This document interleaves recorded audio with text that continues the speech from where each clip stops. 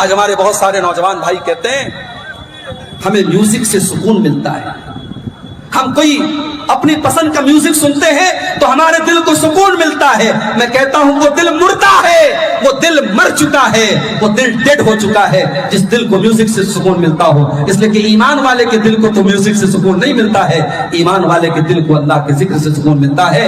الا بذکر اللہ تطمئن القلوب، میرے بندو تمہارے دلوں کو اللہ کے ذکر سے سکون ملتا ہے۔ آپ نے کہا عبداللہ میں تمہارے منہ سے قرآن سننا چاہتا ہوں۔ اور یہاں ایک بات اور نوٹ کر لو، صحابہ میں ہر صحابی کی اپنی ایک کوالٹی تھی۔ کوئی صحابی لڑنے میں ماہر ہے، کوئی صحابی علم میں ماہر ہے، کوئی صحابی فتویٰ دینے میں ماہر ہے، ہر صحابی کا اپنا ایک کردار ہے۔ حضرت عبداللہ بن مسعود رضی اللہ تعالیٰ عنہ قرآن کے بہت اچھے قاری تھے، قرآن بہت اچھا پڑھتے تھے، بلکہ اللہ کے نبی خود فرماتے ہیں اگر کسی کو قرآن ایسا سننا ہو جیسے قرآن ابھی تازہ تازہ اتر رہا ہے اور نازل ہو رہا ہے، ایسا قرآن اگر کسی کو سننا ہے تو عبداللہ بن مسعود سے سن لو، یہ قرآن اتنا بہترین پڑھتے تھے۔ اگر آج آپ کا بچہ قرآن کا حافظ ہے، اگر آج آپ کا بچہ قرآن پڑھ رہا ہے اور تراویح کی نماز میں سینکڑوں اور ہزاروں لوگ آپ کے بچے کے پیچھے تراویح کی نماز پڑھ رہے ہیں، میرے بھائیو یہ خوش قسمتی اور خوش نصیبی کا مقام ہے۔ قرآن کو پڑھنے پڑھانے والے سے بڑا کسی کا مقام نہیں ہے۔ حضرت عبداللہ بن مسعود کہتے ہیں میں اللہ کے نبی کو سورہ نساء پڑھ کے سنانے لگا، میں سورہ نساء کی تلاوت کرنے لگا۔ جب میں سورہ نساء کو پڑھنے لگا تو پڑھتے پڑھتے میں سورہ نساء کی اس آیت کے اوپر پہنچا، فَكَيْفَ إِذَا جِئْنَا مِنْ كُلِّ أُمَّةٍ بِشَهِيدٍ وَجِئْنَا بِكَ عَلَىٰ هَٰؤُلَاءِ شَهِيدًا۔ اے نبی، اے میرے رسول، ہر امت میں سے ہم ایک گواہ لائیں گے اور اے نبی آپ کی امت کے اوپر ہم آپ کو گواہ بنائیں گے۔ حضرت عبداللہ کہتے ہیں جب میں اس آیت کے اوپر پہنچا اللہ کے نبی نے ہاتھ اٹھا کر کے کہا کہ عبداللہ بس کرو اب روک دو، اب تلاوت روک دو۔ میں نے نظریں اٹھا کے دیکھا فَإِذَا عَيْنَاهُ تَذْرِفَانِ، اللہ کے نبی کی آنکھوں سے آنسو بہ رہے تھے، اللہ کے نبی رو رہے تھے، اللہ کے نبی کی آنکھوں سے آنسو بہ رہے تھے۔ آپ اس لیے رو رہے تھے آپ کو اپنے کندھے پر ڈالی جانے والی ذمہ داری کا احساس تھا، آپ کو یہ احساس تھا اتنی بڑی ذمہ داری اللہ نے میرے کندھے پر ڈالی ہے، میری ساری امت کے بارے میں مجھے گواہ بنایا جائے گا، مجھ سے سوال کیا جائے گا۔ اس ذمہ داری کے بارے میں سوچ کر کے اللہ کے نبی رو رہے تھے۔ آج کون ذمہ داری کے بارے میں سوچ کے رو رہا ہے؟ آج تو ہوڑ لگی ہے عہدوں کی، مجھے امیر بنا دو، مجھے ناظم بنا دو، مجھے خزانچی بنا دو، مجھے مدرسے کا ناظم بنا دو، مجھے مسجد کا متولی بنا دو۔ آج تو صاحب سیاست ہوتی ہے، پالیٹکس ہوتی ہے، لڑتے ہیں جھگڑتے ہیں، خرید و فروخت ہوتی ہے۔ آج تو عہدے اور کرسی کے لیے انسان کسی حد تک گر جاتا ہے۔ میرے بھائیوں ہمارے نبی نے یہ سبق بھی ہمیں سکھایا کہ عہدے اور ذمہ داری یہ لینا بہت آسان کام ہے، اسے نبھانا بہت مشکل کام ہے۔ اللہ کے نبی اپنی ذمہ داری کے بارے میں سوچ کر کے رو رہے ہیں۔ میرے بھائیوں آپ کی آنکھوں سے آنسو ہے۔ اور آگے بڑھیے، ایک اور موقع پر اللہ کے نبی کی آنکھوں سے آنسو آئے تھے۔ صحیح مسلم کے الفاظ ہیں، اللہ کے نبی اپنی ماں کی قبر پہ جاتے ہیں، آپ کے ساتھ آپ کے صحابہ بھی ہیں۔ اپنی ماں کو آپ نے 6 سال کی عمر میں کھو دیا تھا۔ او لوگوں، یتیم کیا ہوتا ہے یہ کوئی اللہ کے نبی سے پوچھے۔ آپ پیدا ہوئے تو باپ کا سایہ نہ تھا، 6 سال کی عمر میں آپ نے اپنی ماں کو کھو دیا، نہ ماں کا پیار آپ کو ڈھنگ سے ملا، نہ باپ کا سایہ آپ کو ملا۔ آپ تو در یتیم تھے، آپ تو پیدائشی یتیم تھے، آپ سے زیادہ یتیم کا درد کون سمجھ سکتا ہے؟ اسی لیے آپ نے یتیموں کے حقوق بیان کیے، آپ نے یتیموں کی پرورش کرنے والے کو جنت کی خوشخبری سنائی۔ آپ نے فرمایا انا وکافل الیتیم کہاتین، آپ نے اپنی 2 انگلیوں سے اشارہ کر کے فرمایا یتیم کی پرورش کرنے والا، یتیم کو پالنے والا، یتیم کا خیال رکھنے والا جنت میں محمد رسول اللہ کے ساتھ جائے گا۔ جس طریقے سے یہ دونوں انگلیاں ایک دوسرے کے ساتھ جڑی ہوئی ہیں، ملی ہوئی ہیں، یتیم کی پرورش کرنے والا بھی جنت پہ اپنے نبی کے ساتھ جائے گا۔ یتیم کے حقوق آپ نے بیان۔ آج برسوں کے بعد آپ کا گزر اپنی ماں کی قبر کے پاس سے ہو رہا ہے، آپ کے ساتھ صحابہ کرام کی ایک جماعت بھی ہے۔ میرے پیارے ساتھیوں، یتیم تو اس بچے کو کہتے جو ابھی نابالغ ہو، اللہ کے نبی کی عمر تو 40-50 سال کے پار ہو چکی ہے۔ آج آپ کا بچپن نہیں ہے، آج آپ کی جوانی نہیں ہے، جوانی کے بعد کا پیریڈ ہے، پھر بھی جب اپنی ماں کی قبر کے پاس سے آپ گزرتے ہیں، ماں کی ممتا آپ کو یاد آ جاتی ہے، ماں کا پیار آپ کو یاد آ جاتا ہے، ماں کو کھونے کا احساس آپ کو یاد آ جاتا ہے۔ حدیث کے الفاظ ہیں فبکا وابکا من حولہ، اللہ کے نبی رونے لگتے ہیں، اپنی ماں کو یاد کر کے آپ رونے لگتے ہیں، اور آپ کے آس پاس جتنے صحابہ کرام ہوتے ہیں ان کی آنکھوں سے بھی آنسو بہنے لگتے ہیں، وہ صحابہ کرام بھی رونے لگتے ہیں۔ میرے بھائیو، اگر آپ کی ماں زندہ ہے، زندگی میں ماں کی قدر کرو، مرنے کے بعد ماں یاد آئے گی، وہ کام جو آپ کی ماں نے کیا ہے دنیا میں کوئی نہیں کر سکتا۔ میرے بھائی، مرنے کے بعد لاکھ اپنی ماں کی طرف سے مسجد میں چندہ دیتے رہو، مدرسے میں چندہ دیتے رہو، ٹیوب ویل لگواتے رہو، کوئی مطلب نہیں ہے اگر اس ماں کی زندگی میں آپ نے ماں کا خیال نہیں رکھا۔ اللہ کے نبی اپنی ماں کو یاد کر کے رونے لگتے ہیں۔ اس کے بعد آپ اپنے صحابہ سے کہتے ہیں کہ اے میرے صحابہ، میں نے اللہ سے اجازت مانگی تھی ان استغفر لأمی، میں اپنی ماں کے لیے مغفرت کی دعا کرنا چاہتا ہوں، اللہ نے مجھے اپنی ماں کے لیے مغفرت کی دعا کرنے کی اجازت نہیں دی۔ ہائے ہائے، اللہ کے نبی اس کائنات میں اللہ کے سب سے محبوب بندے ہیں، مگر یہاں پر آپ بھی مجبور ہو جاتے ہیں، آپ اپنی ماں کے لیے مغفرت کی دعا نہیں کر سکتے۔ او میرے بھائیوں، اگر آپ کی ماں مسلمان ہے، آپ کا باپ مسلمان ہے، اللہ نے آپ کی ماں کو مسلمان بنایا، آپ کے باپ کو مسلمان بنایا، تو یہ بہت خوش نصیبی کی بات ہے۔ یہ وہ چیز ہے جو آپ کے نبی کو بھی نصیب نہیں ہو پائی۔ اللہ کے نبی اپنی ماں کے لیے مغفرت کی دعا نہیں کر سکتے۔ ہمارے ایک دوست ہیں ممبئی کے، رہنے والے یو پی کے ہیں، ممبئی میں رہتے ہیں۔ پہلے وہ بیچارے غیر مسلم تھے، اب انہوں نے اسلام قبول کر لیا، بڑا اچھا دعوت کا کام کرتے ہیں، دین کا کام کرتے ہیں۔ کبھی کبھی ان سے ملاقات ہوتی ہے تو میں ان سے پوچھتا ہوں کہ کیا آپ کے ماں باپ بھی اسلام انہوں نے قبول کر لیا، مسلمان ہو گئے؟ میں دیکھتا ہوں ان کی آنکھوں میں آنسو آ جاتے ہیں میرے بھائی، وہ رونے لگتے ہیں اور کہتے ہیں شیخ دعا کیجیے اللہ میری ماں کو ہدایت دے دے، باپ تو مر گیا ہے، ماں زندہ ہے، میں سمجھا رہا ہوں، ماں کو راستے پہ لانے کی کوشش کر رہا ہوں، بس دعا کیجیے اللہ میری ماں کو ہدایت دے دے۔ میرے بھائیوں، ایک اولاد کے لیے اس سے بڑھ کے تکلیف کی کوئی بات نہیں ہے کہ جب وہ اللہ کی بارگاہ میں دعا کے لیے ہاتھ اٹھائے تو اپنی ماں کے لیے دعا نہیں کر سکتا، اپنے باپ کے لیے دعا نہیں کر سکتا، اس سے بڑی بد نصیبی کی کوئی بات نہیں ہے۔ میرے بھائیوں، اگر آپ کی ماں مسلمان ہے، آپ کا باپ مسلمان ہے، یہ بڑی خوش نصیبی کی بات ہے، اللہ کا شکر ادا کیجئے۔ اللہ کے پیارے حبیب فرماتے ہیں میں نے اپنے رب سے اجازت مانگی کہ اے اللہ میں اپنی ماں کے لیے مغفرت کی دعا کرنا چاہتا ہوں، اللہ نے اجازت نہیں دی، اور پھر میں نے اللہ سے اجازت مانگی کہ میں اپنی ماں کی قبر پہ جانا چاہتا ہوں، اپنی ماں کی قبر کو دیکھنا چاہتا ہوں، اللہ نے اجازت دے دی۔ تو اے لوگو، تم بھی قبرستان جایا کرو اور قبروں پر جایا کرو، فَإِنَّهَا تُذَكِّرُكُمُ الْآخِرَةَ، قبرستان جانے سے موت کی اور آخرت کی یاد آتی ہے۔ لیکن یہاں یہ بھی بتا دوں میں آپ، ہمارے ہندوستان میں شاید آپ کے کٹیہار کے علاقے میں اور سیمانچل کے علاقے میں یہ چیزیں آپ کو کم ملیں گی، اللہ کا شکر ہے۔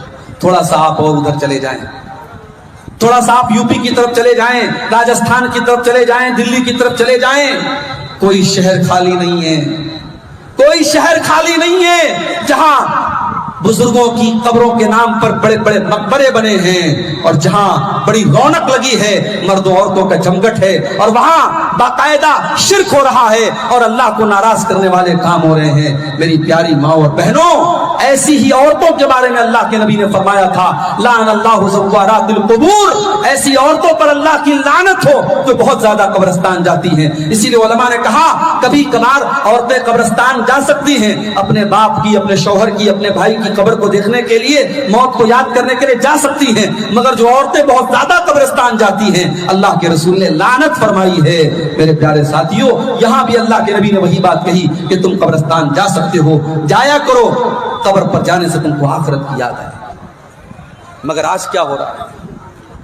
آج تو قبر پہ جا کر کے بھی ہمیں ہنسی آتی ہے، مذاق کرتے ہیں ہم कितने लोगों को देखता हूं जनाजे की नमाज में जा रहे हैं और आपस में हंसी मजाक कर रहे हैं, मोबाइल पर वीडियो देख रहे हैं, यानी कब्रिस्तान में भी अब हमें मौत याद नहीं आती। मेरे प्यारे साथियों, एक और मौके पर मेरे नबी की आंखों से आंसू आए थे। इब्ने माजा की रिवायत है, एक अंसारी सहाबी का जनाजा था, अल्लाह के नबी जनाजे में गए हुए थे और जनाजे को कब्र में उतारा जा रहा था और अल्लाह के प्यारे हबीब कब्र के एक साइड अपने सहाबा के साथ बैठे हुए थे। आप गौर कर रहे थे, उस अजाब कब्र के बारे में सोच रहे थे, उस कब्र की जिंदगी के बारे में आप सोच रहे थे और आपकी आंखों से आंसू बह रहे थे और आपने रोते हुए अपने सहाबा से फरमाया, लिमिस्लि हाज़ा फ़अइद्दू या इख़वानी, ऐ मेरे भाइयों, इस कब्र में तुमको भी आना है, इस कब्र में आने की तैयारी करो। हथिया दियारा वालों, दुनिया में आपने बड़ी प्रॉपर्टी बना ली होगी, बड़ी जमीनों जायदाद आपने बना ली होगी, बड़ी दौलत आपने इकट्ठा कर ली होगी, मगर जाना तो एक दिन हम सबको कब्र में है। उस कब्र में 2 गज जमीन से ज्यादा हमको मिलने वाला नहीं है। उस कब्र में न बेटा बाप के काम आएगा, न बीवी शौहर के काम आएगी, न भाई भाई के काम आएगा। उस कब्र में हमारे साथ क्या होगा? मेरे भाइयों, अगर कब्र के बारे में हम सोच लें तो शायद दुनिया की चीजें हमें मजा देना बंद कर दें, दुनिया की लज्जतें हमारे लिए हराम हो जाएं। कब्र के बारे में सोचा करो मेरे भाई।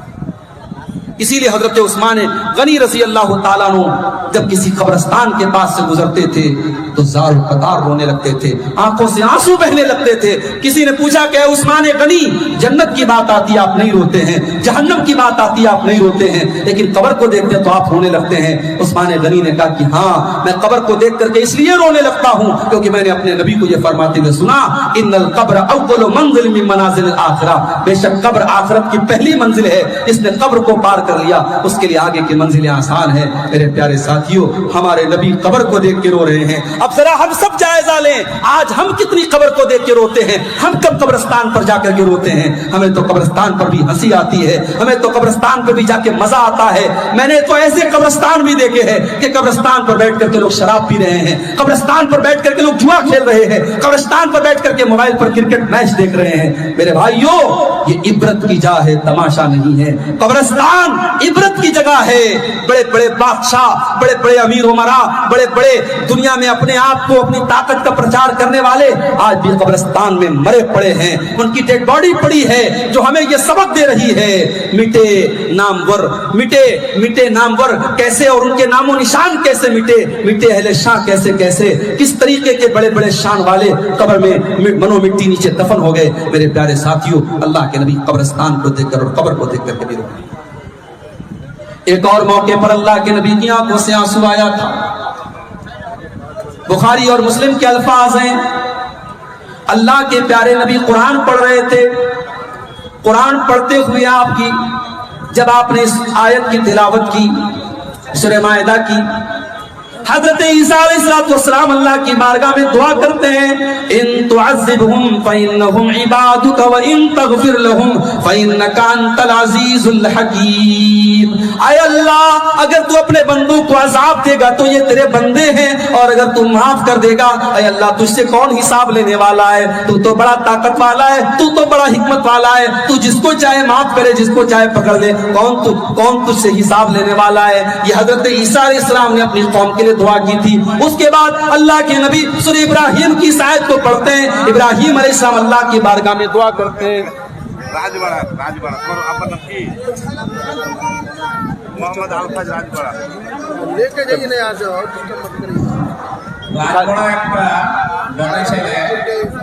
उसको सामने कर दीजिए। मेरे भाइयों, कि अल्लाह के नबी कुरान पढ़ रहे हैं और सूरह इब्राहिम की आयत आप पढ़ते हैं, इन तुअज़्ज़िबहुम फइन्नहुम इबादुक व इन तग़फिर लहुम फइन्नका अंतल अज़ीज़ुल हकीम।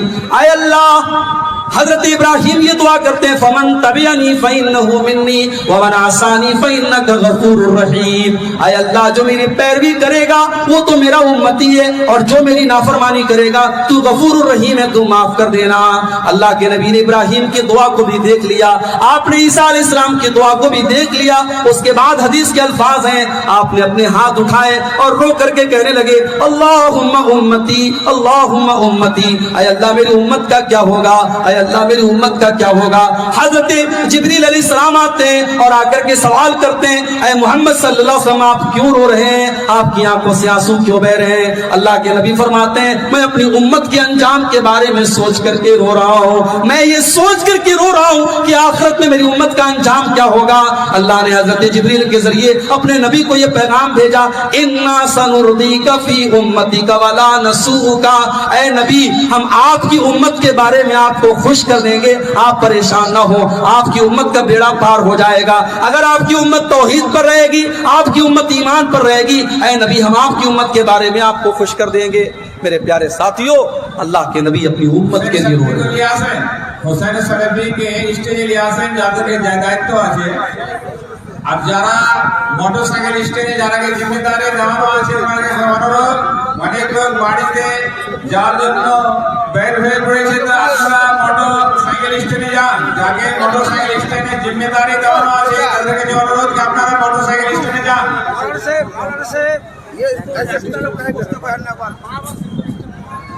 আর যারা সামনে দাঁড়িয়ে আছেন রাস্তাকে আপনারা ক্লিয়ার করেন, পিছে থেকে আসার জন্য লোকের অসুবিধা, এলাকায় যারা 20 রাস্তা আছেন ওনার কাছে অনুরোধ যে আপনারা রাস্তাকে ক্লিয়ার করেন।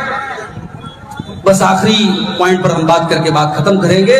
اس حدیث میں ہم نے دیکھا کہ اللہ کے پیارے نبی صلی اللہ علیہ وسلم اپنی امت کے بارے میں سوچ کر کے، اور مجھے شاعر کا وہ شعر یاد آتا ہے سلام اس پر جو امت کے لیے راتوں کو روتا تھا، سلام اس پر جو فرش خاک پر جاڑے میں سوتا تھا، سلام اس پر کہ جس کے گھر میں چاندی تھی نہ سونا تھا، سلام اس پر کہ ٹوٹا بوریا جس کا بچھونا تھا۔ ہمارا نبی ہمارے لیے رو رہا ہے میرے بھائی، ہمارے نبی کی آنکھیں ہمارے لیے بھیگ رہی ہیں، اور ہم اتنے بڑے ناشکرے ہیں اور اتنے بڑے بے ایمان ہیں اور اتنے بڑے بے وفا ہیں کہ اس نبی کی سنتوں کو آج ٹھکرا رہے ہیں، اس نبی کے سیرت کو آج ہم نے ٹھکرایا، اس نبی کے شریعت سے آج ہم نے منہ پھیر لیا۔ میرے پیارے ساتھیوں، وہ نبی اگر راتوں کو روئے ہیں تو ہمارے اور آپ کے لیے روئے ہیں اور ہمارے انجام کے بارے میں سوچ کے روئے ہیں، اور کل قیامت کے دن جب موسیٰ علیہ السلام کہہ دیں گے مجھے اپنی جان کی پڑی ہے، عیسیٰ علیہ السلام کہہ دیں گے مجھے اپنی فکر ہے، آدم علیہ السلام کہہ دیں گے مجھے اپنی فکر ہے، تو حضرت محمد رسول اللہ صلی اللہ علیہ وسلم ہماری اور آپ کی فکر کریں گے اور اللہ کی بارگاہ میں سجدہ کریں گے اور اس کے بعد اپنی امت کی شفاعت کریں گے۔ میرے پیارے ساتھیوں، میرے نبی کی آنکھوں سے آنسو تب بھی نکلے تھے۔ اور ایک آخری واقعہ بھی سن لیجئے، اللہ کے نبی کی آنکھوں سے آنسو تب بھی نکلے تھے جب آپ نے اپنے بیٹے کی لاش کو اپنے ہاتھوں میں اٹھایا۔ بخاری کے الفاظ ہیں آپ کا بیٹا جو حضرت ماریا کے پیٹ سے پیدا ہوا تھا نام ابراہیم تھا، عرب کے دستور کے مطابق دیہات میں اس کو دودھ پینے کے لیے بھیجا گیا تھا۔ آپ کا وہ بیٹا بیمار ہو جاتا ہے اور آپ کو بتایا گیا کہ آپ کا بیٹا بہت بیمار ہے، جلدی سے چلے آئیے۔ آپ صحابہ کرام کو لے کر کے جاتے ہیں اور ابراہیم کو اپنے ہاتھوں میں لیتے ہیں۔ بخاری کے الفاظ ہیں ابراہیم رضی اللہ تعالیٰ عنہ کی آخری سانسیں چل رہی ہیں، اللہ کے نبی کا بیٹا آپ کی آنکھوں کے سامنے بچھڑ رہا ہے اور آپ کی آنکھوں سے آنسو گئے۔ حضرت عبد الرحمن ابن عوف نے کہا اے اللہ کے نبی آپ رو رہے ہیں، آپ کی آنکھوں سے آنسو بہ رہے ہیں؟